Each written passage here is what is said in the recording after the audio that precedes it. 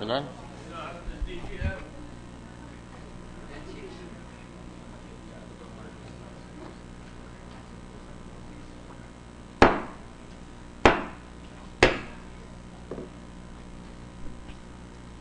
The 28th session of the Senate in the third regular session of the 16th Congress is hereby called to order. Senator Greg Honasan will read the prayer in behalf of Senator Ferdinand Marcos Jr. Senator Honasan. Thank you, Mr. President. Lord, please bless our mission today as we carry out our task of spreading your love to our brethren. You called us to be channels of your peace and to be instruments of your mercy and compassion. Inspire us through your holy presence that we may be sincerely concerned for the welfare of our country. Give us the grace to be generous without counting the cost, to be honest and sincere in rendering true public service, and to be patient and enduring when our dreams are not fulfilled and our plans do not succeed. Help us entrust everything to your loving care, knowing that in your most perfect with success. Amen. Amen.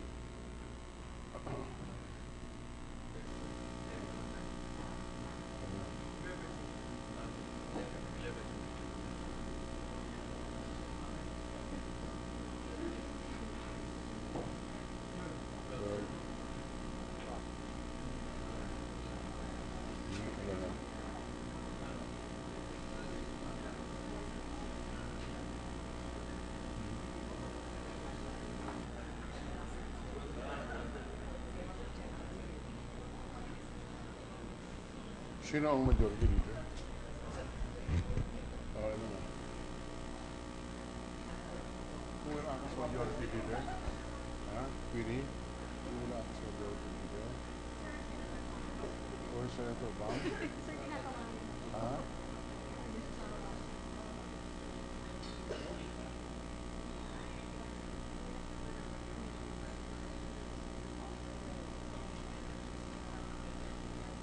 Di ba 13 na? Ilan na ba?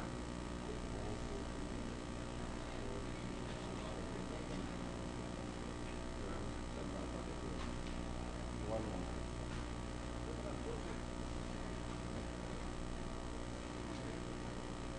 Huh?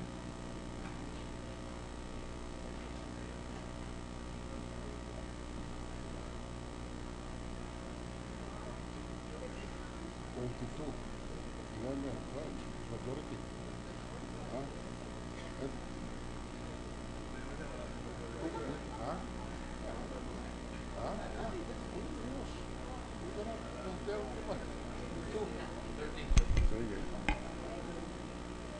The Secretary will call the roll. Roll call of members. The Honorable Senators Angara, Aquino, Binay, Cayetano Alan Peter, Compañero S, Cayetano Pia, Defensor Santiago, Ejercito, Enrile, Escudero, Estrada, Gingona, Hunasan, Lapid, Ligarda, Marcos, Esmeña, Pimentel, Po, Recto, Revilla, Soto, Trillanes, Villar, Senate President Trillo. 13 senators are present. The chair declares the presence of a quorum. The majority leader is not around, so we have a 1-minute recess.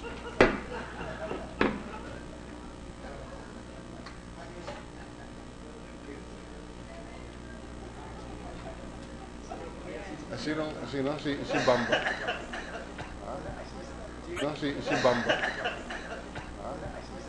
Reference of business. Ralph, ikaw na lang daw sa taas, tapos si Manong Brown dito. Sige. Ralph, can you for read the reference of business? Move lang to. Gusto mo ako na lang, hindi naman na kaya pro-temp to eh. Oo, pro-temp.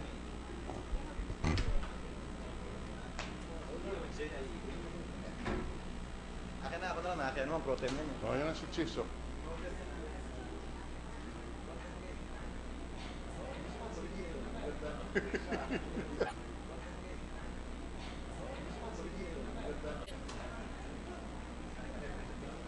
Ikaw na, Chis.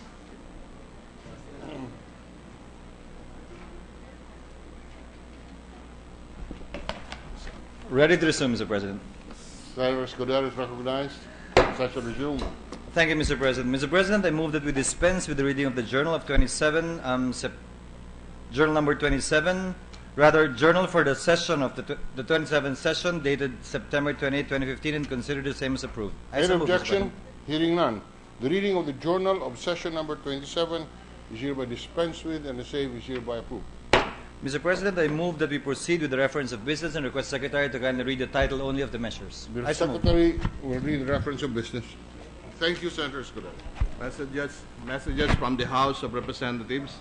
Letter from the House of Representatives informing the Senate that on 21 September 2015, it designated Representatives Tupas Jr., Abaya, Escudero, Yap, and Bello III as conferees to the Bicameral Conference Committee on the Disagreeing Provisions of House Bill number 6040, entitled An Act Banning the Reappointment of a Regular Member of the Judicial and Bar Council who has already served the full term, and Senate Bill number 2419, entitled An Act Banning the Reappointment of a Regular Member of the Judicial and Bar Council who has already served 2 full terms. Committee on Rules.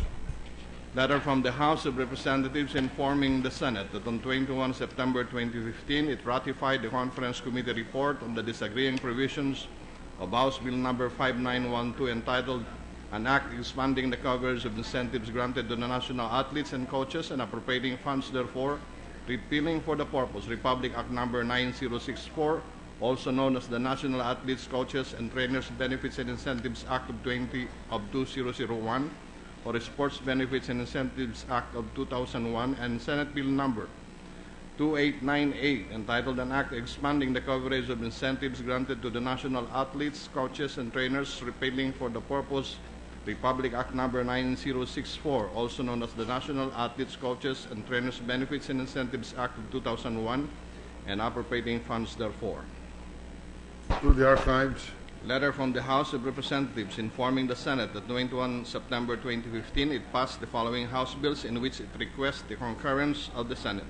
House Bill number 6020, an act enhancing the resolution and liquidation framework for banks, amending for the purpose Republic Act number 3591 as amended, and other related laws. Committee on Banks, Financial Institutions, and Currencies. 6076, an act regulating the practice of food technology in the Philippines, creating for the purpose the Board of Food Technology and appropriating funds therefore. Committee on Civil Service, Government Organization, Professional Regulation, and Finance.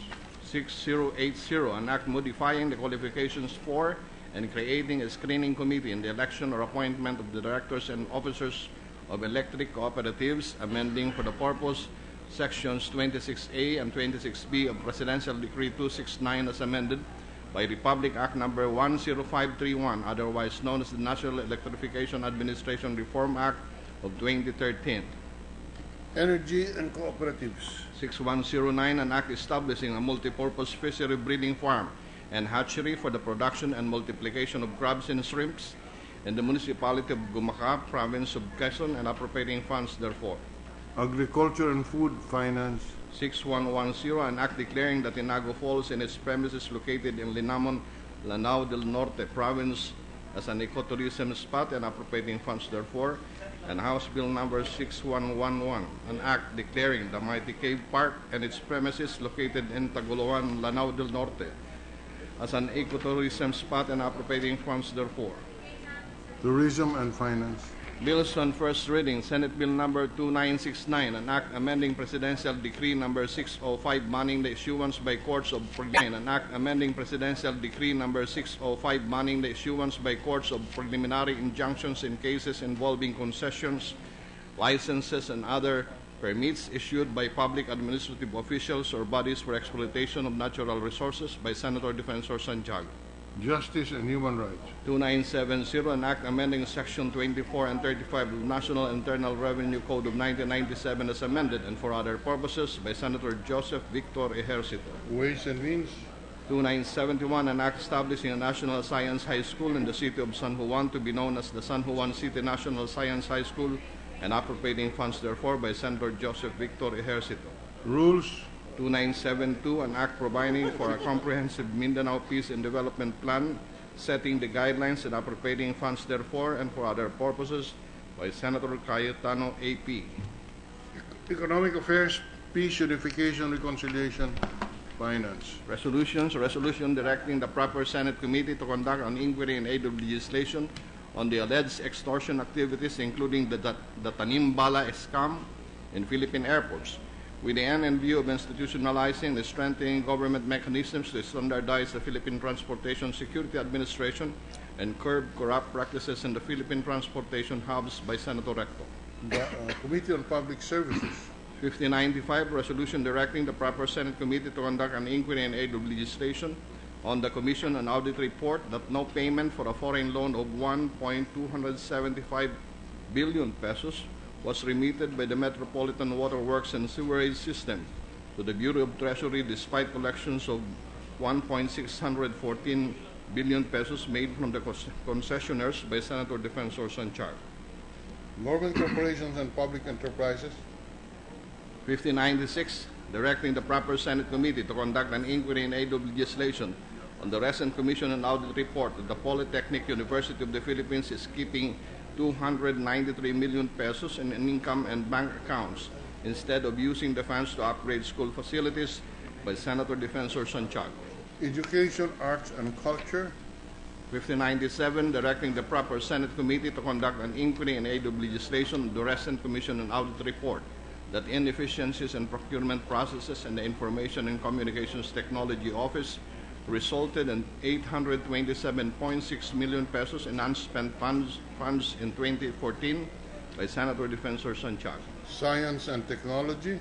Committee Report number 265, submitted by the Committee on Trade, Commerce, and Entrepreneurship on Senate Bill number 1618, introduced an inquiry in aid of legislation on the recent Commission and Audit Report that inefficiencies in procurement processes and the Information and Communications Technology Office resulted in 827.6 million pesos in unspent funds in 2014, by Senator Defensor Santiago. Science and Technology. Committee Report number 265, submitted by the Committee on Trade, Commerce, and Entrepreneurship on Senate Bill number 1618, introduced by Senator Defensor Santiago, an act requiring business establishments to give exact change to consumers, recommending its approval with amendments taking into consideration Senate Bill number 2389, sponsor Senator Paulo Benigno Bam Aquino IV. Calendar for ordinary business. The Acting Majority Leader. Mr. President, we'd like to acknowledge a number of groups and individuals here with us today. Firstly, the teachers and students of Our Lady of Kaysasay Academy from Taal, Batangas, headed by their principal, Principal Virginia Estacio. We acknowledge the presence of the teachers and students of Our Lady of Kaysasay Academy from the province of our Senate President Pro Tempore, Batangas, Municipality of Taal, headed by Mrs. Virginia Estacio. Mr. President, we also have graduate students of Leyte Normal University from Tacloban City. The students of Leyte Normal University from Tacloban City are hereby acknowledged. Mr. President, we also have with us NBI officers headed by NBI Director Virgilio Mendez. Director Virgilio Mendez of the National Bureau of Investigation is hereby acknowledged.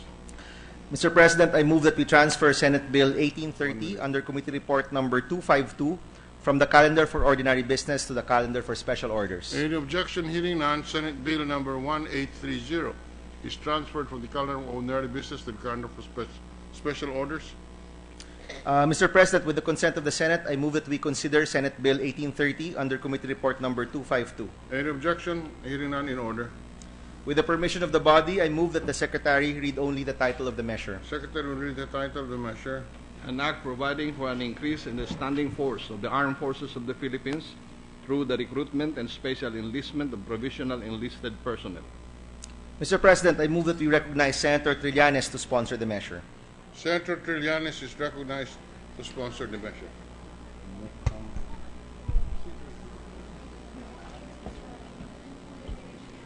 Thank you, Mr. President. Your Committee on National Defense and Security has the honor to sponsor Senate Bill number 1830 under Committee Report number 252 entitled Provisional Enlisted Personnel Act.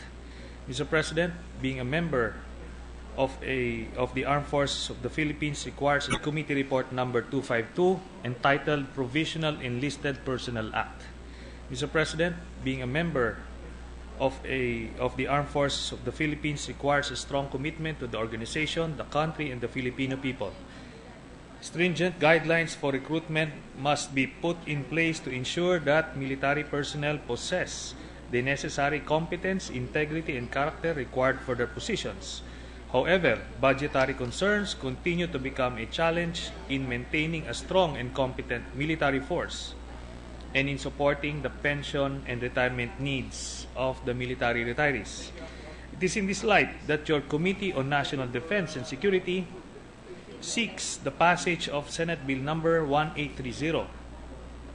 This measure sets the standards and procedures to guarantee the competence of those who are recruited into the armed forces of the Philippines through the establishment of a new recruitment process for enlisted military personnel while providing for their orderly administrative promotion and separation. The adoption of a new recruitment system would address the budgetary concern without diminishing the development capacity of the AFP.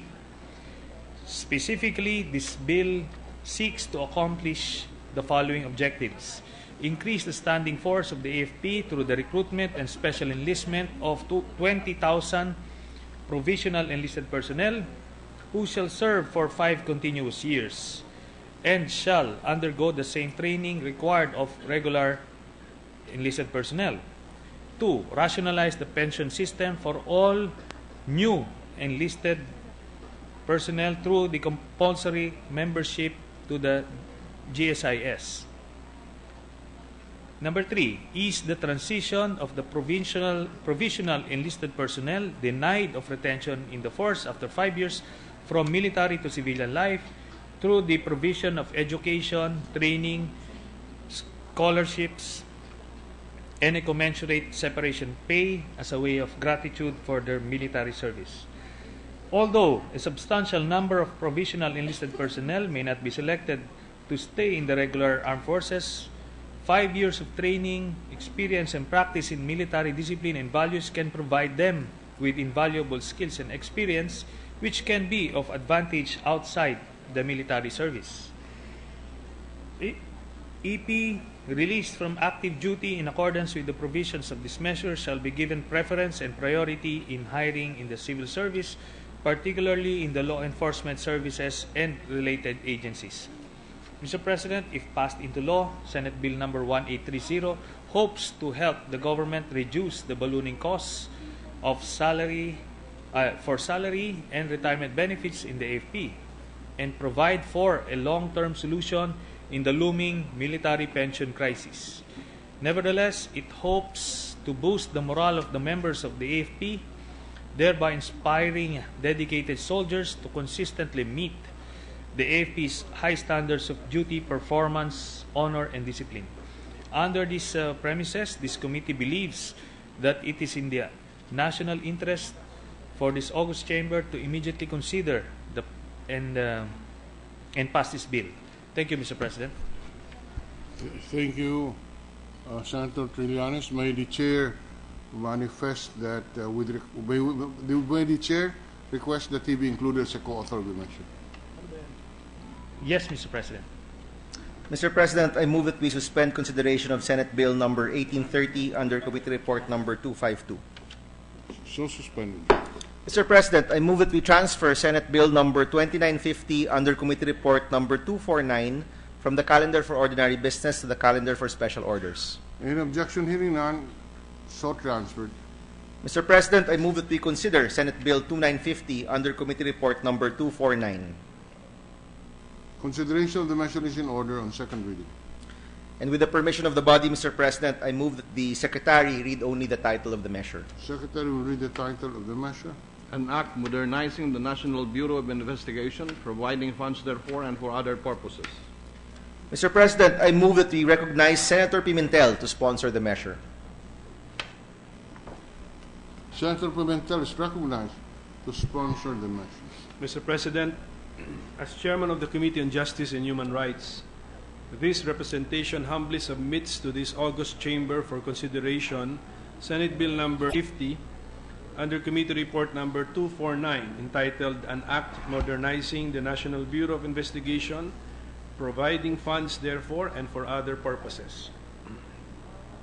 Our present-day National Bureau of Investigation traces its origins to Republic Act number 157, which metamorphosed from the Commonwealth era Division of Investigation into the Bureau of Investigation.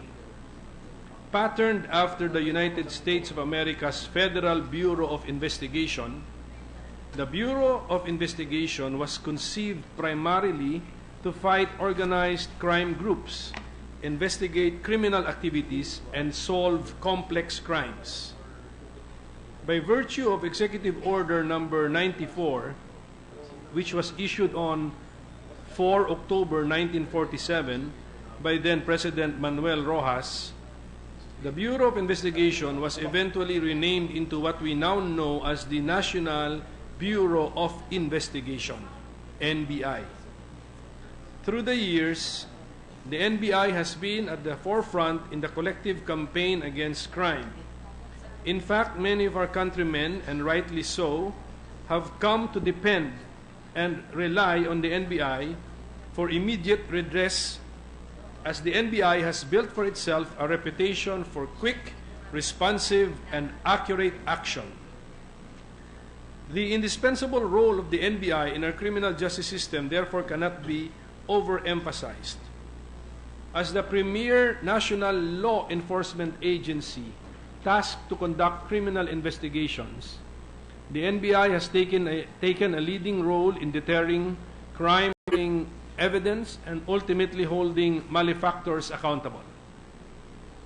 Owing to the importance of its mandate, the state must exert every effort to strengthen and modernize the NBI so that it could continue to be responsive to the changing times and realize its avowed purpose. The NBI itself has grown into a more multifaceted organization and has assumed greater responsibilities in recent times. However, while its men and women are undoubtedly some of the brightest and most courageous law enforcement personnel in the service, the unfortunate fact is the growing sophistication of criminal activities has outpaced the capacity of our law enforcement officials to deal with and to combat modern crimes. Thus, we have to equip our law enforcement bodies with the necessary tools and infrastructure to adapt and to succeed in our modern and more sophisticated era.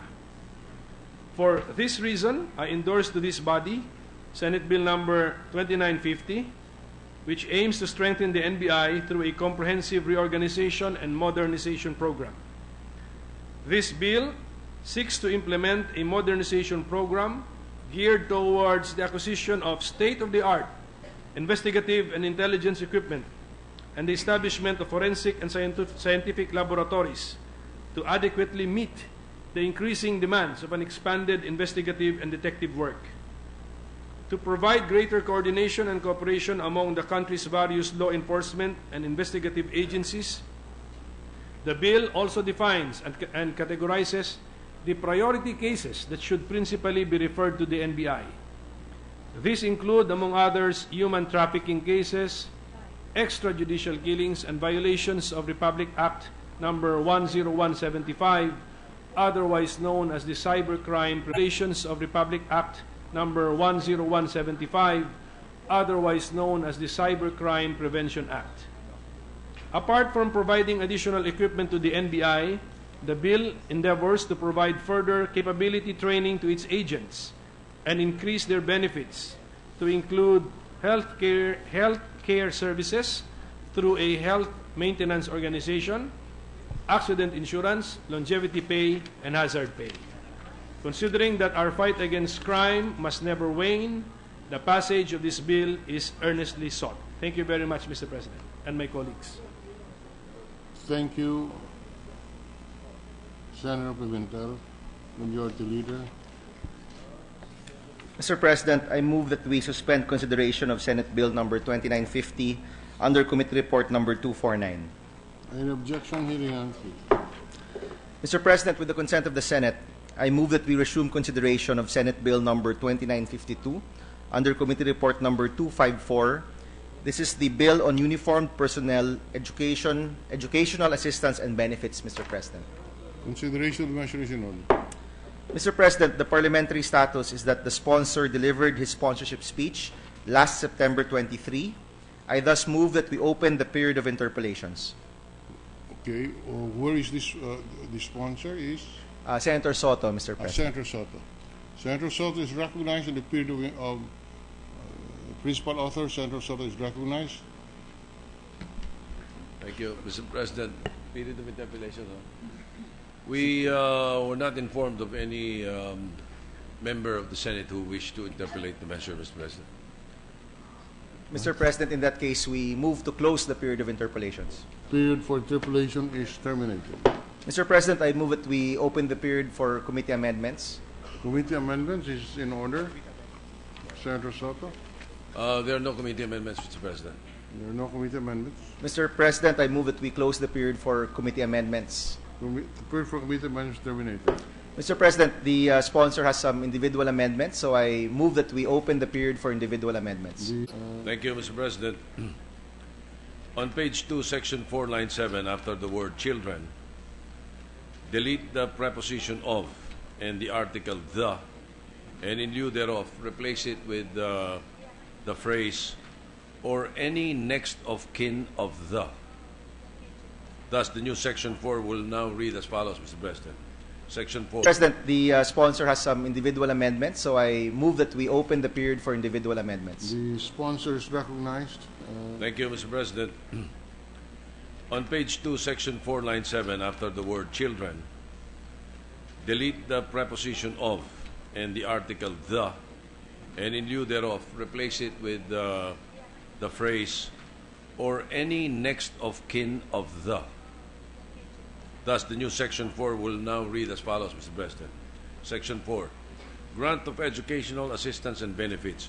All the surviving children or any next of kin of the members of the AFP, PNP, BFP, BJMP, NBI, PIDEA, PCG, and Bucor who are killed or permanently incapacitated while in the performance of their duty or by reason of their office or position shall automatically and without qualification be extended full scholarship from elementary to tertiary level, whether baccalaureate, formal or non-formal education or training program in a non-exclusive school or institution. The scholarship privilege shall include but shall not be limited to payment of tuition and miscellaneous fees, allowance for books and school supplies, and allowance for food and transportation. Thank you, Mr. President. Before we put it to a vote, may the chair know who are the next of kin? What does it mean, next of kin? Who are the relatives covered by this? Brother, sister, children, Mr. President. Children are here, so the next of kin would be who, Mr. Sponsor? Sorry, yes. Because all surviving children, no question about that.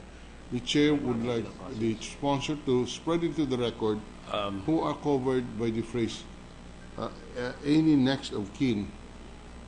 Brother, sister, cousins, Mr. President. Brother. Because there are members of the armed forces, the National Police, the NBI, who are not married, Mr. President. And they are the ones that are giving or helping in the education of their brother or their sister. And what degree would the cousin be? So the board can set the context. Well, at this point, we would rather leave it to the scholarship board that we are proposing in the bill, Mr. President, to set the parameters. Maybe we would want to clearly define or specify who the cousins are, because it can be interpreted as third cousin, second cousin.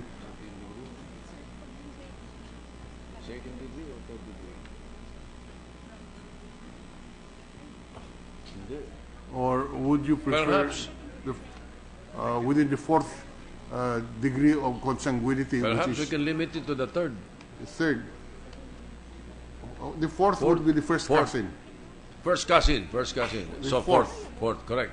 Yes, Mr. Subject to President. style, the fourth degree by consanguinity is Yes, the first Mr. President, cousin. I will agree. Now, is when we say children or the brother, sister, or relatives up to the fourth degree by consanguinity, will they be benefiting at the same time, or is it in the children and then that excludes the other relatives? What's the thinking of the sponsor? Or are they simultaneously benefiting? The proposal is simultaneous, Mr. President. So it should not be or, it should be and. Sir, to be option siya to choose. Can we have a 1-minute suspension? Well, I'm before sorry. your suspension, Yes, Mr. sir. President, may I... No, please, go ahead. I just... yes. Ano nga ito? Okay. Well, our idea is that if they have, he or she has children, yung children lang. Okay. So the presence of the children will exclude Yes. the brother, sister, or relatives up to the fourth degree of consanguinity. That is the idea, That Mr. is the President. idea. The reason that we included this is because, as I said earlier, there are many soldiers or members of these different agencies who are not married, but again are the ones paying for the education of their relatives, such as cousins, So, may I brothers, and propose sisters. that it should read this way? All the surviving children, Children. comma, and in their absence, the brother, okay. the sister, relatives up to the fourth degree of of consanguinity of the members. of the members of the AFP, etc., etc. I accept, Mr. President, and I so move. I adopt the proposal of the chair. 1 minute suspension. 1 minute Subject to style. Okay.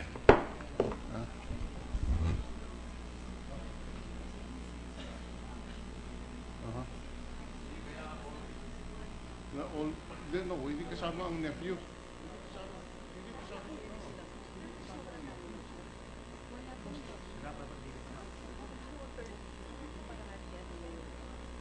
Identified sources ng funds.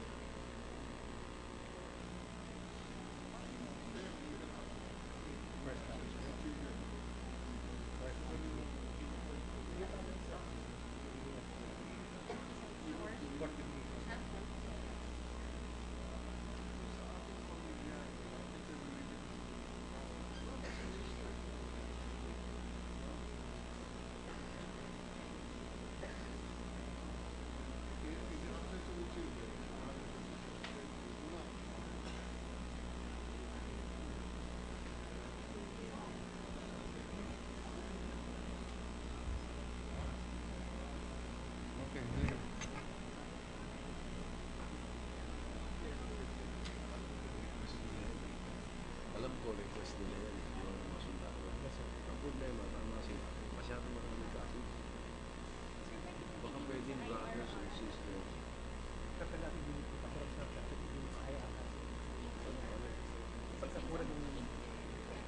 Hindi, pero delikado ito ano eh. Or any next of kin. Masyado malawak ko. Kapibin na kayo next of kin. Tapos tayo rin kasi saya. Gawin natin. Pero ba tayo sundalo? Ano, papayag naman sila na. Tayo sundalo. Ano, papayag naman sila na. Ano ba yung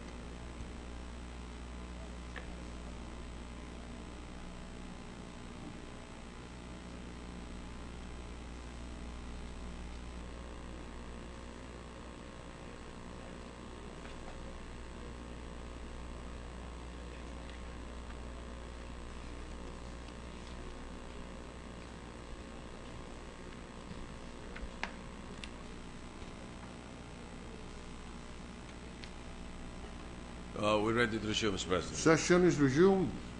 Thank you, Mr. President. After consultation with the chair and the members of the AFP, PNP, Bureau of Fire, BJMP, NBI, PIDEA, PCG, and the Bucor, I now propose the amendment as mentioned by the Senate President. Instead of or any next of kin of the, we propose that the amendment be or in their absence, brothers and sisters of the members of the AFP. Can Senator Soto just repeat it clearly All right. for the record? How Section 4. Yes. Grant of educational assistance and benefits. All the surviving children, or in their absence, brothers and sisters of the members of the AFP, PNP, etc., etc., etc. All right. Any objection? Hearing none, approved. Thank you, Mr. President.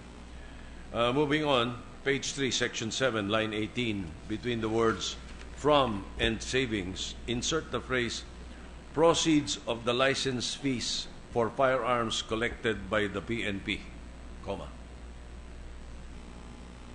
Just before we act on that, doesn't the General Appropriations Act provide for the use of income of licenses for firearms, etc.? Just a matter of spreading it to the record, because the chair does not really know what the provision is in the General Appropriations Act. Just as a precaution. Under Republic Act 6963, which is presently being used, the proceeds are being used by the PNP only, and 30% is given to the armed forces. Okay. That is the present situation, Mr. President, which we hope to correct. The proceeds from licenses of firearms, is that? Yes, license fees for firearms. So, But now, what we're proposing is that, aside from that,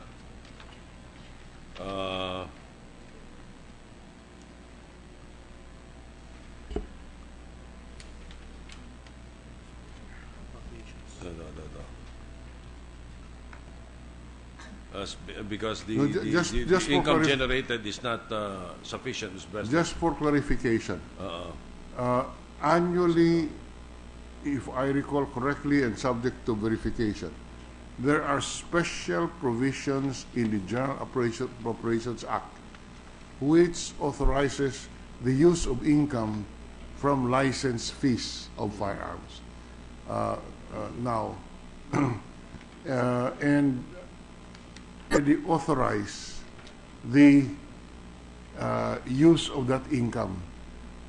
The chair, use of that income. The chair is not certain of his recollection. It may be best if the staff can take a look at it and see how the proposed amendment being proposed by Senator Soto will affect, if any, that provision in the General Appropriations Act on the use of income.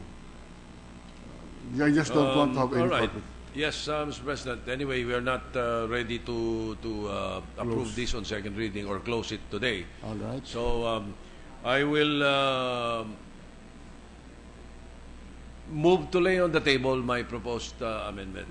We're not objecting to it. Yes, mind I you. know, Mr. President. We're just wanting to be sure Yes, that so there is I, no conflict between the special provision, if any, in the General Appropriations Act and the proposed amendment. Yes, in that case, I move to table my motion, Mr. President, so that we can pull it out anytime when we call back the individual amendments.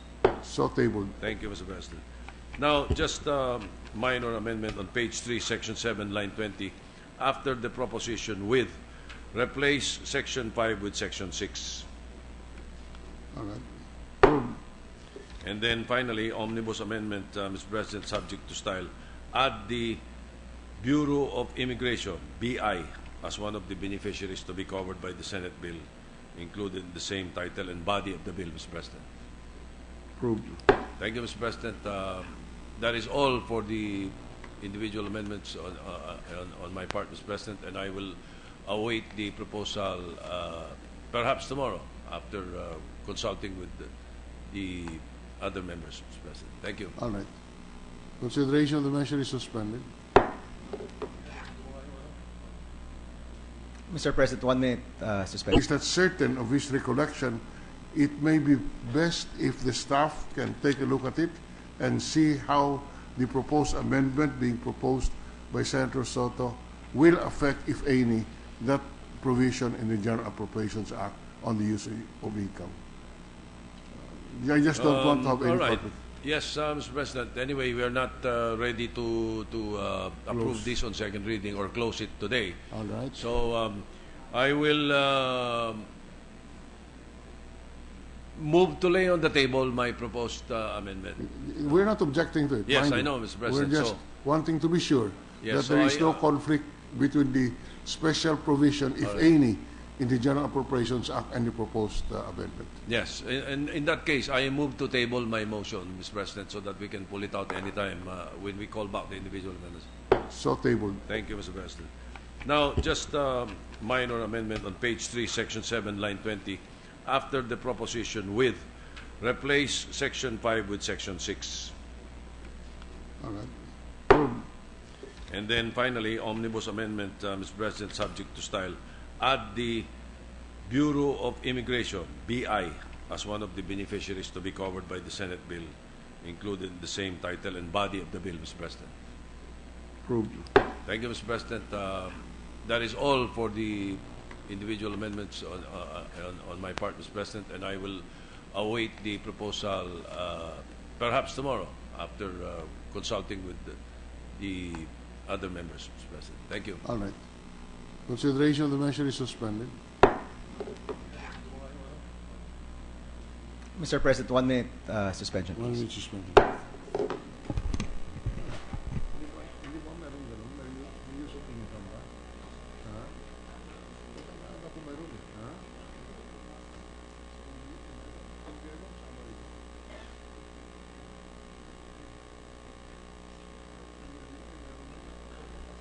Ready to resume, Mr. President.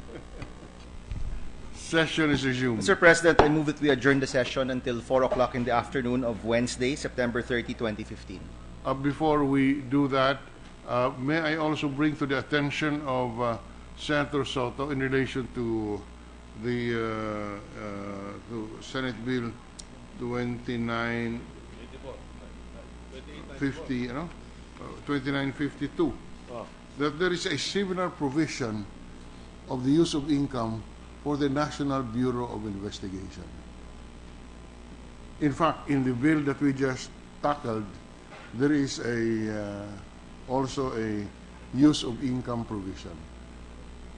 Sa NBI. Yes, the NBI bill, Yes. the modernization. Yes. We'll look into it also, Please Mr. look into President. it and Yes. see how, if there are conflicts, can you resolve the conflict? If there are none, We will. then fine. Thank you. We will, Mr. President. Thank you. Thank you very much. Mr. President, if I may correct my motion, I move that we adjourn the session until 3 o'clock tomorrow, Wednesday, September 30, 2015. The session is adjourned until 3 p.m. tomorrow, September 30, 2015.